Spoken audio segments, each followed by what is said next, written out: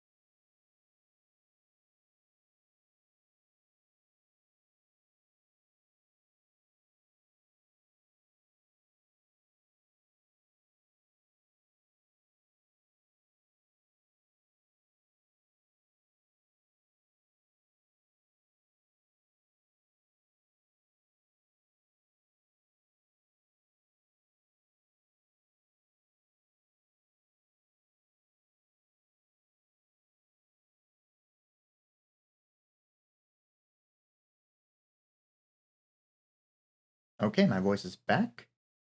Now that all the setup work and modeling has been done, I'm going to go ahead and do some UV unwrapping here. It's not that heavily different from what I did in the previous videos. It's just that now that I have more heavily edited this model via component modeling, by creating the hole in the handle for this particular instance, it means that I want to more often jump back and forth between my 3D viewport and my 2D UV editor. Mainly, I'm going to my 3D viewport to identify edges that I want to cut and sew together. And my UV editor is where I go and actually, do the cutting and the sewing. But I use the 3D viewport to actually identify the edges that I want to have cut or sewn together to create individual UV islands. Again, textures are just images, they're just 2D images, and the actual UVs of any object you're working with are just it's just the flattened geometry of an object. So you want to make sure that you are appropriately cutting edges, sewing edges back together, and unfolding them to get the best possible results, as you can see what I'm doing here. I'm not doing anything that crazy. I'm not doing anything that new. The straighten UVs is kind of new. This is the only truly new thing that I'm doing here, which is the layout. Basically, it's just a way for Maya to automatically take your UV shells and pack them into your UV editor for the best possible setup. Especially useful when working with textures that are just a material, like wood or metal or things like that, as opposed to more specialized textures like a dice or a Rubik's Cube, where you don't want to pack in islands automatically. You want to control the location of those islands, or shells in this case.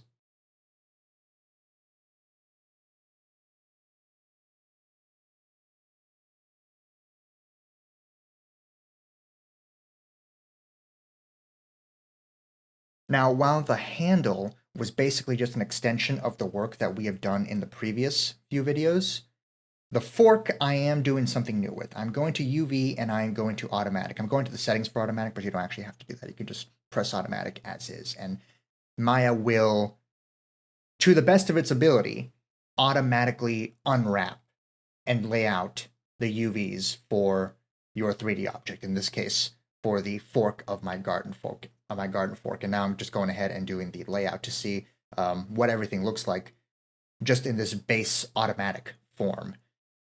It's not perfect, and it's usually not going to be you say for Maya to automatically unwrap and then you're done. You are going to have to go in and investigate and sort of see for yourself if the seams, the cuts that Maya has created for its 3D object of your choice actually work for you or not.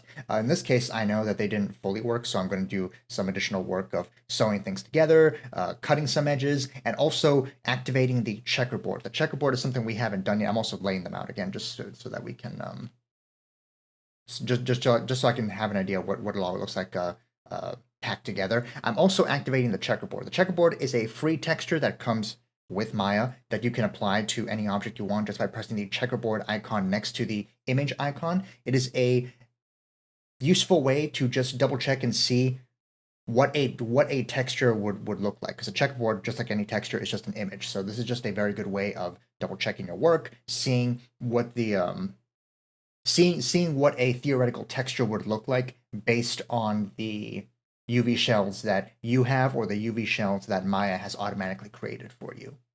In this case, they were mostly okay, but I went ahead and did some cutting and some sewing together on a few certain edges, mostly because they were just extremely visible. And a good rule of thumb when you're working with seams is that unless you're working with things that have obvious seams like clothing, you want to make sure that the seams are hidden from a viewer. So seams are in areas of a model that a user or a player would not look at normally. So, there are still plenty of seams here. There are still plenty of cuts going on here, but they're mostly in places that either make sense or places where a player or a user is just not going to look at first thing naturally. So I'm pretty happy with how these UVs are laid out right now. I may do a little bit more work on them, but essentially UV automatic is a great way of of creating a foundation, especially for more complicated models that you create, such as your tool or utensil that I'm asking you to also texture. Doing UV automatic is a great way of just very, very quickly creating some base islands that you can then work with, um,